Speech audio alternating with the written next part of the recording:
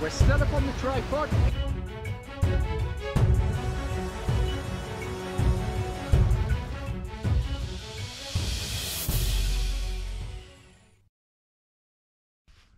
Okay, I've set up my Thermarest NeoAir Ultralight sleeping pad. It's a regular size, so it's 20 inches wide at the shoulder area because it's a mummy style, and it's 72 inches long. This weighs 12 ounces, by the way, and it has a R value of 4.2. But what my plan is here is to show you the space. So you have space at the bottom. You can actually put your pack right there if you wish. A little bit of space at the top, and you've got a space down the sides. That space down the sides is where you'll put things like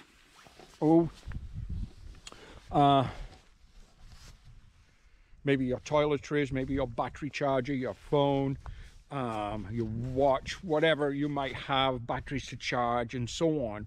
That can all be done in that space at the side. Plus it has two pockets, two small pockets.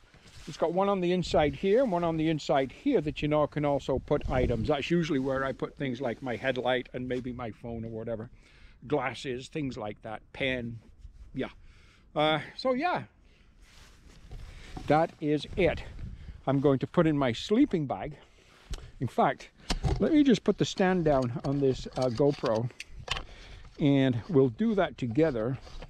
My sleeping bag is the Patagonia 850 fill power down sleeping bag.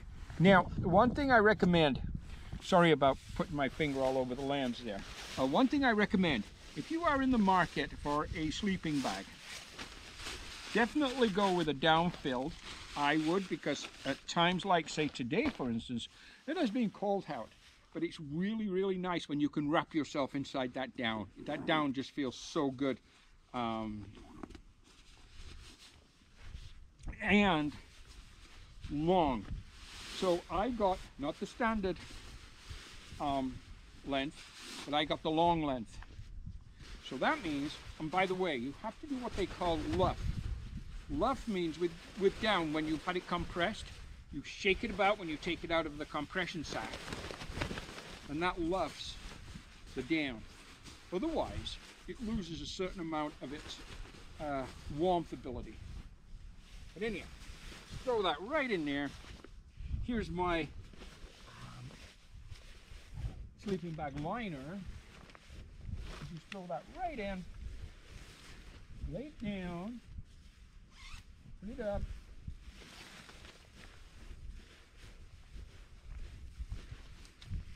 Here's my liner, which is a reactor medium weight insulated, so it's for colder weather, and my Thermarest pillow, air pillow, which I absolutely love this thing.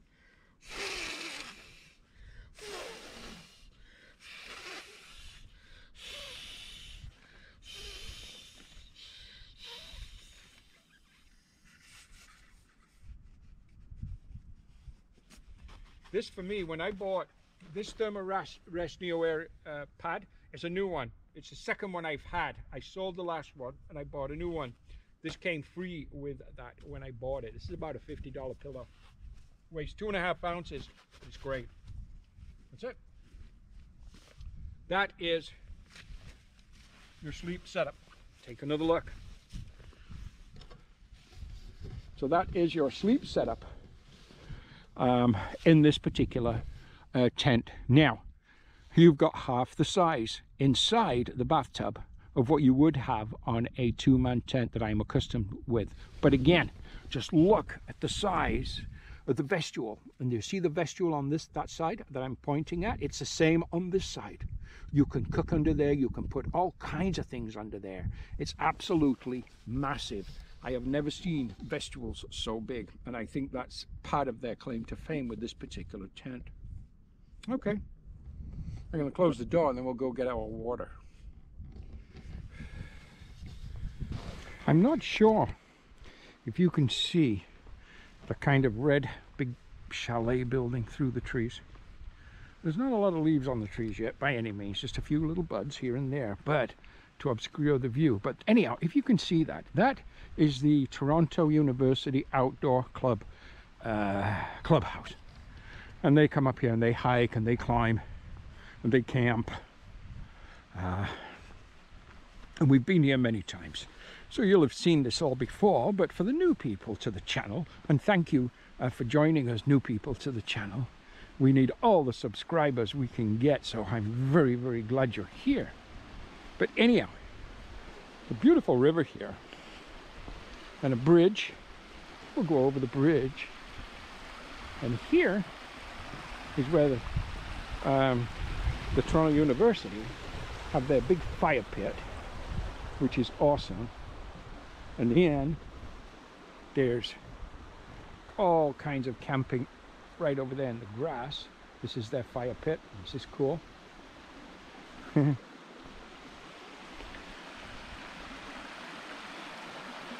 There is a pipe.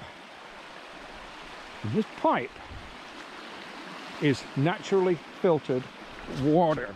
And this mud is slippy. Be careful.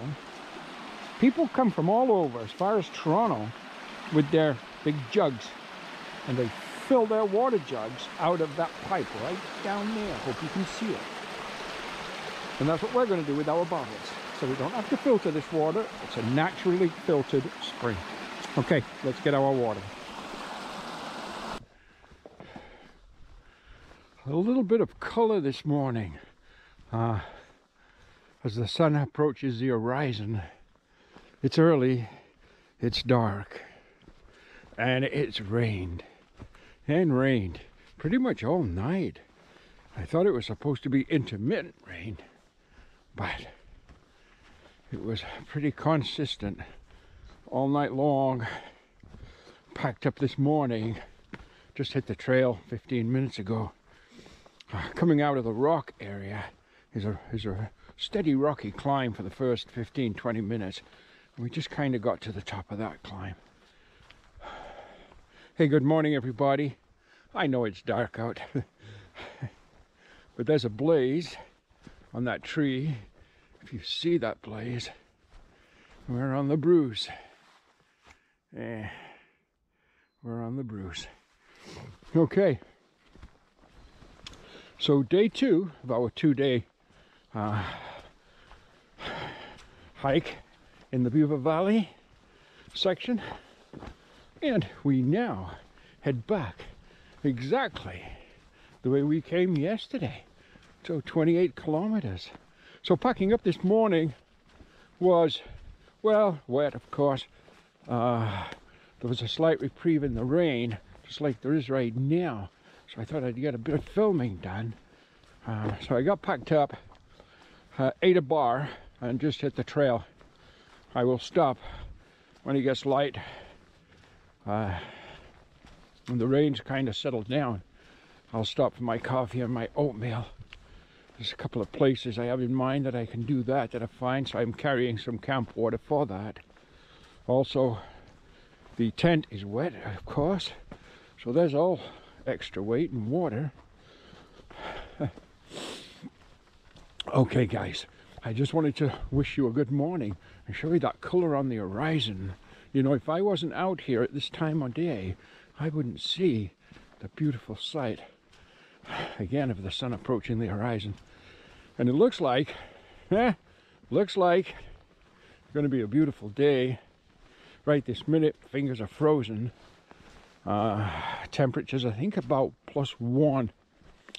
So barely above freezing. Could have been snow, freezing, rain. It could have been any of those things. It ended up being rain. So I do have a set of hot pockets that I put in my gloves because my fingers were wet and cold after I'd finished packing up the tent, of course.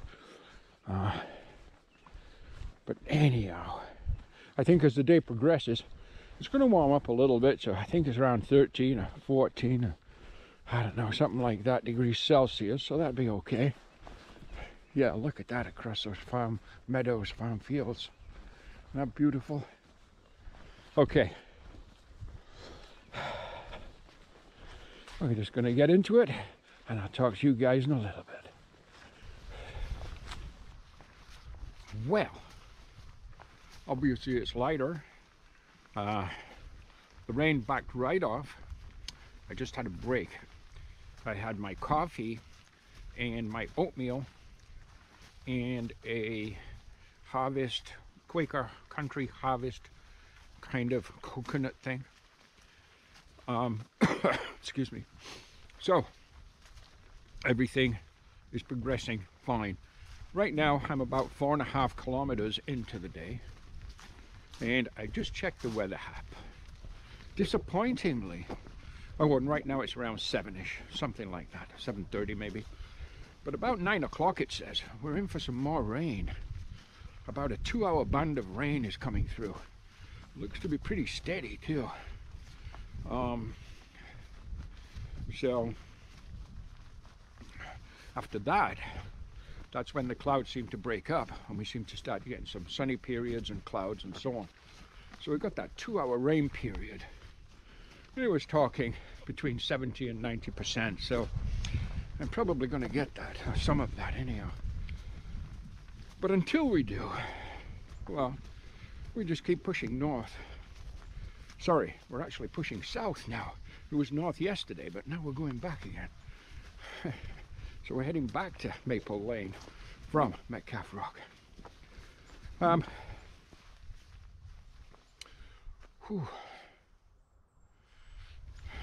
Trail this morning, well, from all that rain last night, obviously it's wet. But I know we're going to have some real severe muddy sections, especially towards the end of the day. The last 10 kilometers you're going to hit some huge mud areas, which is quite normal, especially in these sections, the Blue Mountain sections. This time of year, it's quite normal to have quite a lot of mud. Further north and further south, maybe not so much, but right, Blue Mountain and Beaver Valley for sure. Yeah, definitely mud trails. The tent last night, well, something about my tent. First of all, let me just clarify certain things about tents, shelters, through hiking shelters and so on. For through hiking shelters or tents, there's primarily 3 different materials that they're made of. There's a Dyneema composite, or Cuban fiber if you will. Tends to be extremely expensive, and it's used on single wall tents primarily.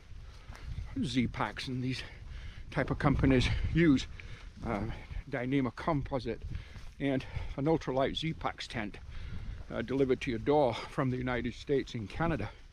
Say a one person might be $900, $1,000 Canadian. A 2-person might be, I don't know, 12 to 1,500 Canadian. But I think that lightest tent weighs 12 ounces, and it's very, very, very good at its job at protecting you from the elements, from the rain and so on. Then you have nylon, what they call sil nylon. Sil nylon is a silicone impregnated nylon.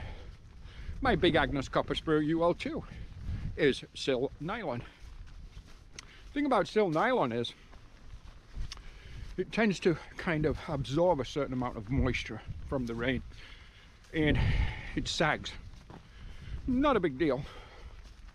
You stay nice and dry inside my tent on my copper spur, no problems with that. But it does tend to absorb moisture. Gives you that much more you have to carry when you're carrying a wet tent. And then there's sil polyester. Sil polyester, again, is silicone impregnated polyester. That's what my Durson X-Mid 1 is made of. And it does not at all absorb water. Very, very little if it does. It's excellent at shedding water. You notice the shape of the tent, very much a peak, ridge line on top of that tent, steep peak. So rain runs off that tent excellently, I mean really well. Last night we had a lot of rain and there was no issues whatsoever. Of course, it's a wet tent this morning and it was packed away wet. I'll dry it when I get home, but nothing can do about it. It's just the weather. So a sil polyester is actually a good material for a tent. And all the materials are good that they use, the Dyneema fabric, the sil nylon and the sil polyester. But I kind of do like the sil polyester material of the Durson X-Mid 1 for sure. By the way, Durson do have a Dyneema composite X-Mid 1 and X-Mid 2, and they call them the X-Mid 1 Pro and the X-Mid 2 Pro. So they've added the word Pro. More expensive, but actually not as bad as you might think. I think, for instance, well, when I say not as bad as you might think, that's not true. Because by the time you do the exchange rate and ship from the United States and pay your duty, yeah, you're at the same price as a Z packs. You're at $1,200, $1,300, $1,400, $1,500 Canadian. So yeah, it's just Dyneema composite is expensive. And they're single wall tents, which I really don't like because you suffer greatly from condensation. I very much like a double wall tent. As you saw yesterday, my X-Mid is a double wall tent. Okay, a little bit about those things, or a little bit more about the tent.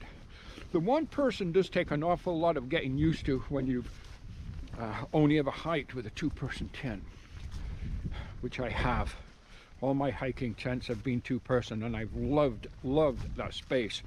In a two-person, you have the space for your sleep pad to be laid out with your sleeping bag, your backpack in one corner, and lots of room in another corner for a seating area for you, the hiker. Sit there, do your log, eat your dinner, whatever. But again, the difference between my Big Agnes Copper Spur UL2, which comes in at 50 ounces, and my Durson X-Mid 1, which comes in at 28 ounces. So it's almost half the weight. I keep saying it, as you get older, weight to a hiker is like speed in a car. Speed in cars kill. Well, weight on a major trail kills. I mean, it's just hard. And you need to get your gear as light as possible. I watch other people's comments and stuff on, like, the Bruce Trail app and other apps about hiking and stuff, and what they're taking and what they're not taking, and I see it all the time. And there's always the excuse, well, I'd rather be prepared. Well, I guarantee it, you won't be thinking that when you're climbing some of those mountains or some of those trails. You won't be thinking about being prepared. You'll be thinking only about getting that pack lighter. I guarantee that too. Been down that road many times, and I've seen pretty much every other hiker that I've known go through that same experience. Anyhow, the trail this morning, well, we're on what looks like, I don't know, an access little area, or a bit of an old logging trail. As you can see, it's damp out, gray, but reasonably bright right now. Temperatures right at the 0, well, between 0 and 1 degree, depending which app you look at.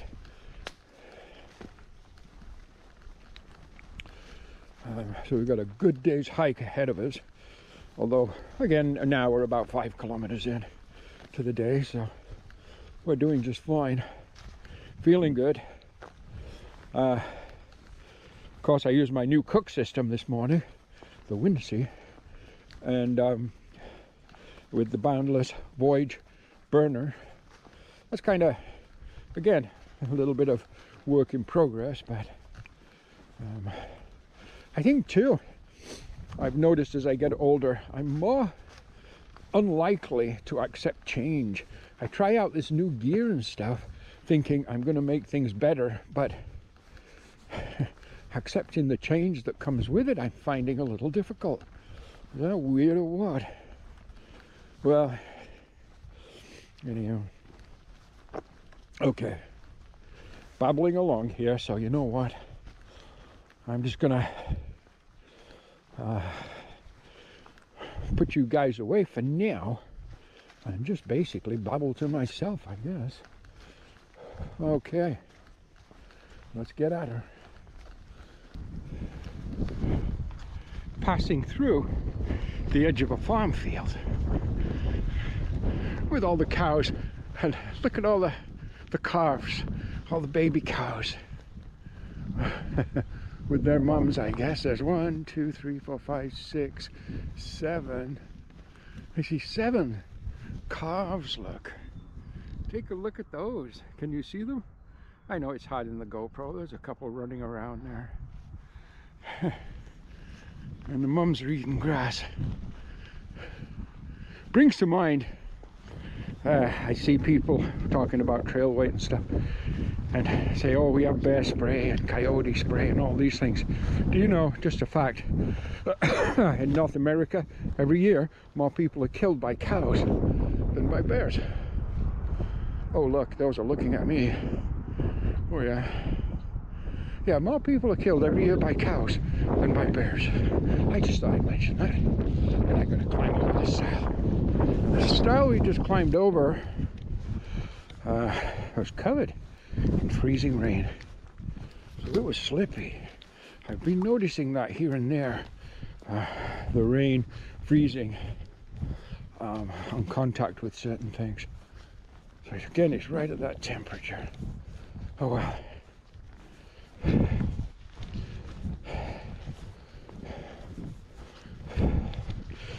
And for all the folks out there that are planning hikes, through hikes, section hikes, whatever hikes, and they're thinking, do they need bear spray? Well, I tell you, I've never carried bear spray with me. I've never needed bear spray. I don't know anybody who ever has needed bear spray. Something loud is better. Like a really loud whistle would probably be better as a deterrent than bear spray. Bear spray is not very good for bears. It takes a lot of discipline when a bear is charging you to be able to stand there and wait till he's just 8 feet in front of you and then fire the bear spray directly into his face. It takes a lot of nerve to be able to stand there and do that. Now I'm talking about black bears, by the way. Grizzlies, I have no experience with whatsoever. But a person doesn't need to carry the weight of bear spray. Now, for bears, it's very effective on people. Just saying. A lot of hikers will carry a small personal pepper spray type thing, mace, whatever, for personal protection. It's very effective to a point. You need a good quality one, but it will work. Okay, we have another stile here, so let's get over this one.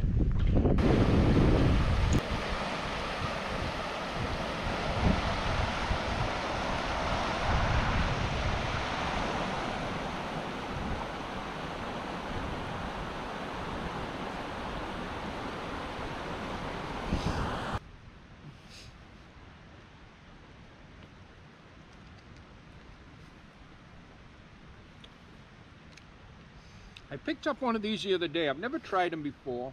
It says 5-hour energy, extra strength. Maybe some of you folks have tried these before. I have no idea what's in it. Take a look at the size of that writing. There's a whole load of writing on there, but even with my glasses I can't see it. I have no idea if this is going to work, but I picked one up. It's supposed to last 5 hours of extra energy, or energy extra strength. I'm not sure if you're supposed to drink the whole thing. I think you are, and I did. I've just finished it off now. So we'll see. I'm not feeling anything yet.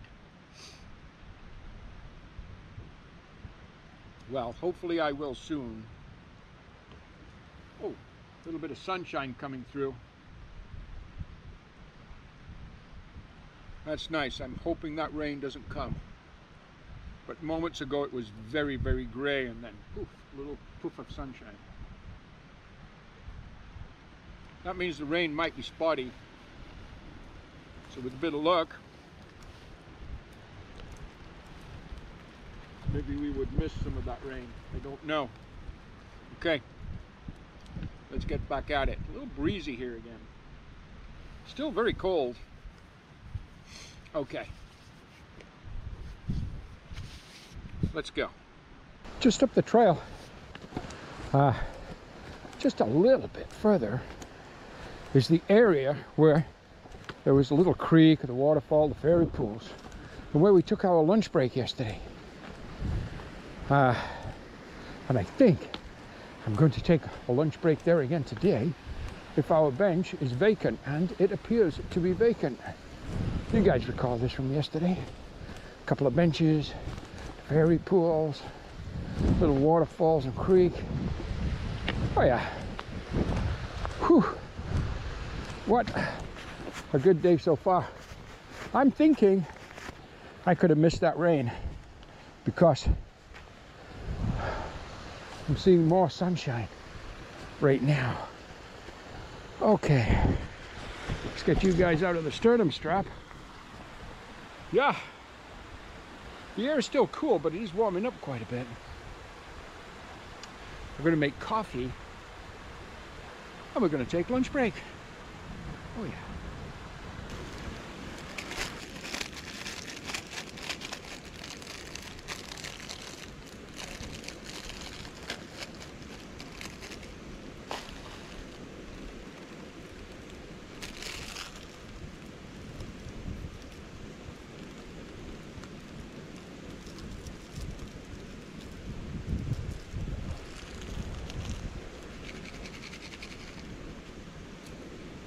So I decided, I hope you can see me by the way, but I decided not to have coffee today.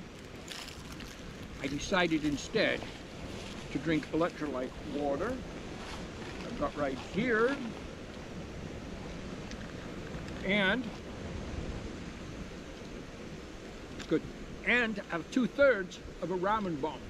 Now a ramen bomb is a through hikers kind of staple meal. It consists of ramen noodles, instant potatoes, and some kind of a protein, be it some kind of a chicken, or dehydrated meat, could be a bacon, anything, some kind of protein.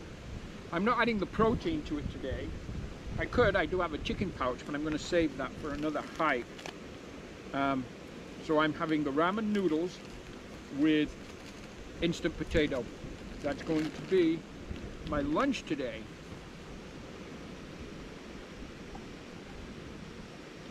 My little stove is working down here, and that pot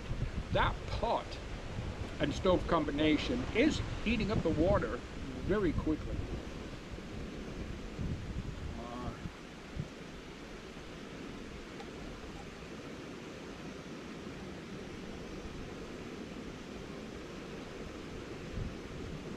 I may have to do a comparison or a test again on those, where I burn a certain amount of water at a certain temperature up to a boil, see how long it takes, see how much gas it uses, and so on, and see what's the most efficient combo. Be interesting to match this up with, or compete this with, my jet boil stash system, and see which is actually performing better. Because I am liking the actual pot in that regard. So we'll see. Almost boiling. Plus, don't forget the water's very cold and it's breezy out. I got my tent up over there, not erected, just hanging off a tree branch, drying from the rain. My backpack cover sat right next to us, drying from the rain. Thought I might as well do that whilst I have a break. A little less water to carry. Plus, it's better for the tent to be dry anyhow. Oh, we're boiling.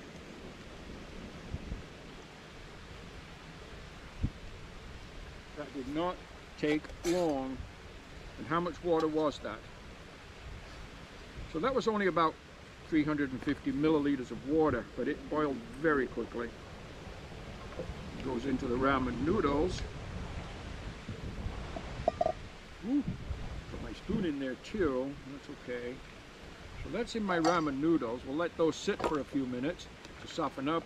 A couple of minutes, that's all it takes with boiling water. And then we'll add the instant potatoes and we're good to go. Okay, I'm gonna enjoy my lunch. And then we're gonna get back on the trail. Well, I don't know about that rain. It's got really cloudy again. Damn. Tell. Okay, talk to you in a bit. Hey guys. Okay. Day 2 progresses just fine. Still quite cool out. That wind, we're sheltered right here. But just not long ago, a mile ago, we're in strong cold winds. Anyhow, what I wanted to do was, oh, by the way, there's about 10 miles remaining in the hike today to get back to where we started yesterday. So what I'd like to do right now is actually answer a question. This question is a question that I think is on a lot of people's minds at times, especially when they're starting out into hiking. This question comes from Andrew in Harrisburg, Pennsylvania. Wow, well, Pennsylvania, welcome. Okay, his question, he says, I found your channel, and I'm not reading the actual email right now, but I'm going from memory. He said he found my channel, he enjoys watching it, and he wants to, and he's just starting out into hiking. His goal is to hike a major trail, be it a crown trail, the PCT, the CDT, or the AT, or the CT or the AZT. So either of those trails, and also the FT, he mentioned. So he's thinking of all of those. And those trails are, of course, Pacific Crest Trail, Continental Divide Trail, Appalachian Trail, they're your crown trails, the Colorado Trail, the Arizona Trail, and of course the Florida Trail. But he doesn't know which. Right now he's doing day hikes with a 30-pound pack as far as training is concerned. And his goal is to hike something in 2024 as far as a through hike is concerned. Okay, his question was, what kind of weight should I be looking at? What kind of weight should my pack be? Okay, so now we're talking pack weight, and that's a very, very, very common question. So first of all, let's just talk about pack weight. We have a base weight and we have a pack weight. Base weight is everything in your pack that's not consumable. Pack weight is everything that's in your pack plus everything that is consumable, such as things as water, food, butane gas, toothpaste. Those things are all consumable. Let's forget about the butane gas and the toothpaste. Let's just leave that in base weight because it's negligible. But food and water, of course, is huge. Okay, well, first of all, so much depends on the trail you are hiking, the section of the trail you're at any given time, the weather conditions to be expected. Such as on a crown trail, you can experience 2 or 3 different seasons on such a long trail. So again, the pack weight would vary dramatically depending on the actual season that you're experiencing. Do you need cold weather gear? Are you carrying warm weather gear? Do you need such things as Catula spikes, for instance? Do you not? Do you need ice pick? Do you not? All kinds of little things. But to answer the question, I think it's best if I tell a little story about, let's just say, today's hike. 2 stories. So this hike I'm on right now is a 2-day, 1-night hike. It's mid-April in Ontario, so it can be chilly. Last night, today, and yesterday we experienced 0 degrees Celsius and freezing temperatures. My pack weight, including just the 2 days of food and 700 mils of water, yesterday morning, when I left, was about, and that included micro spikes, by the way, was about 23 pounds. I can do lighter than that if I change my cook pot system back to my jet boil stash and I'm not carrying the spikes. I'm down to 22 pounds. But anyhow, that's what it was. When I was doing the Appalachian Trail, another example, so another story, say leaving the Fontana Dam to cross the Smokies. Now, The Smokies, it was very much winter in the Smoky Mountains. So you were carrying a lot of cold weather gear as well as spikes and so on. Secondly, you can, crossing the Smokies, halfway through you can jump out and go into Gatlinburg, Tennessee and resupply there. I elected not to do that. So I was carrying for about 6 days of food. Now, young, strong people, they could probably cross the Smokies. I've heard them do it in 4 days, some 7 or 8 days. I planned on 6 days, and I did vacate the Smokies on the northern end on the morning of the 6th day. So it took me basically 5 days to cross the Smokies. My pack weight leaving Fontana Dam was 38 pounds. So you can see big difference between 38 going across the Smokies and 22 or 23 doing a 2-day hike here in Ontario in April. Big difference. So a lot depends on what you're doing, where you are, time of year, the trail, the challenges, the conditions, the weather, and so on. We have got a style to cross here. However, I notice there's just one little wire way down there. So we're going to carefully, gingerly cross this wire. Excuse me for waffling you guys around. There we go. Okay. The trail is going to get muddy again very quickly. So we're going to wrap this little question up basically right now. The things you are going to start off with in your base weight is your pack, your tent, shelter, and your sleeping system. Those are known as the big three. Those can be usually different. When I started out hiking, my pack, for instance, was the Osprey Aether 70 liter, and that weighs 4.5 pounds. Today I'm using the Osprey Exos 58 liter, which weighs 2 pounds 10 ounces. So big difference. The shelter I'm using right now weighs 28 ounces. The one I started out with weighed like 4.5 pounds, and my Big Agnes copper spur weighs 50 ounces. My sleeping bag and sleeping pad together weighed about 3.5 pounds. Today my sleeping bag is 1 3/4, and my sleep pad is 12 ounces, so 2.25 pounds. So as you can see, as you progress, as you evolve, your pack weight gets lighter. Your base weight gets lighter.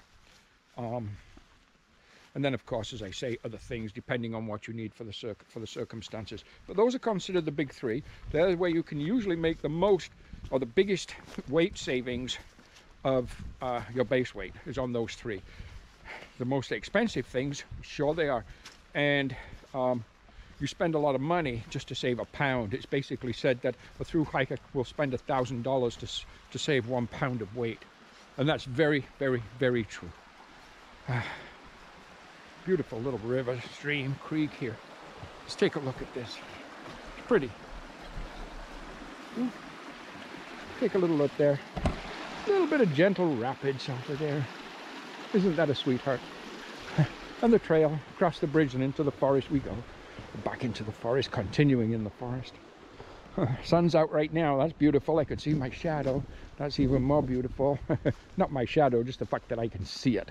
Makes me feel better. Okay, so I hope, Andrew, that kind of explains a little bit about your base weight or your pack weight. If you're training with 30 pounds, you are doing just fine. And again, if you can think of, okay, if you can say to yourself, I want to get target a base weight of 20 pounds, let's say. There's different categories, of course. There's ultralight, lightweight, and then traditional. But generally speaking, if you can get the gear that's going to provide for you, and provide for you correctly, so you're not freezing on a night, you're not getting wet when it rains, you have good gear, which is going to be pricey, costful. But if you can aim for a base weight of 20 or less, I think you're okay. And then you're going to add water and food to that, depending on the hop that you're doing. The hop being how many days to the next resupply. Like for me, I carry 2 days of food plus I have an extra day basically. And now I always do that. I shouldn't, but I do. So I carry extra weight there. Oh yeah. Hope that answers your question, Andrew. Please, folks, if you're enjoying our channel and today's video, please give it a like. Don't forget to consider subscribing. Do subscribe. And also click on that notification bell and it'll tell you every time Jasper uploads a video, so you won't miss one. We've got some really good gear videos coming up soon. But we need all the subscribers we can get for our channel to grow. The more it grows, the more videos we can bring. Okay, let's get at her.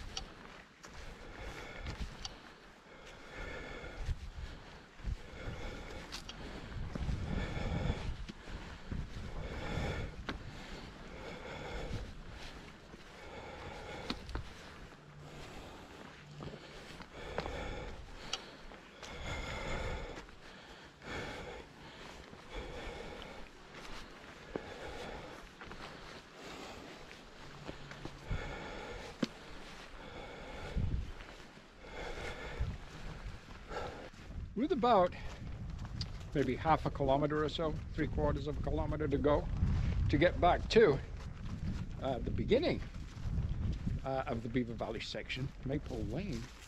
Again, the north end of the Blue Mountain section. We're back. We will be back where we started. And hopefully my car is waiting for me there. It always is, but you just never know. We're right at the top of the Craigleith ski hills. In fact, right here is one of their hut shelters that they have for the skiers. You can see us actually sitting here, take a break. I believe that's what they do. I do know Bruce Trail through hikers that have actually slept in there. Yep, I do. I know it wasn't me, but I do know of some. I know of 2 guys that have slept in there whilst through hiking the Bruce Trail. Yeah. Well, the view, wow. The bay, Georgian Bay, if you can see it, the lighthouse in the distance. Highway 26 below, you can see some condos, a row of condos on the water, white ones. Ski lift, yeah. Anyhow, it's been, as always, a wonderful experience for 2 reasons. One is the hike itself, the conditions, the cold, the rain, the mud. It's all challenging. It's a good training for, I know training on the Bruce really helps me on places like the Appalachian Trail for sure. Colorado is a different style of trail. Trail. It was obviously much higher, going 800 kilometers over the top of the US Rockies, but it was a different trail underfoot, more rocky, kind of deserty type trail. But the Bruce really helped me, I would say, prepare for the Appalachian, if anything can.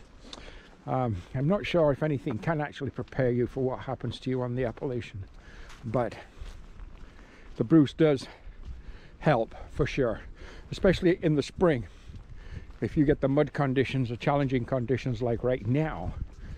Anyhow, that's a whole new story. But I tell you what, if you like what we're doing, if you like our videos and so on, please subscribe. Again, we need all the subscribers we can get. Also, check out on the playlist on my channel, check out some of the gear videos. We've got more of those coming. But do check out this videos on cook systems, footwear, different things. Do check that out. Hey, Jasper will see you next time. Hey, and keep an eye open for my next Appalachian Trail video coming up. I think it'll be day 71, or I don't know, 72. I think it's 71. I'm not sure. But anyhow, keep an eye open for that one. Also, keep an eye open for the next Bruce Trail video from my 2022 through hike of the Bruce Trail. That should be coming up. And there's a major twist that takes place on that hike. So there's something you want to tune in for. Yeah. Okay. Y'all have a nice day. It's Jasper, over and out.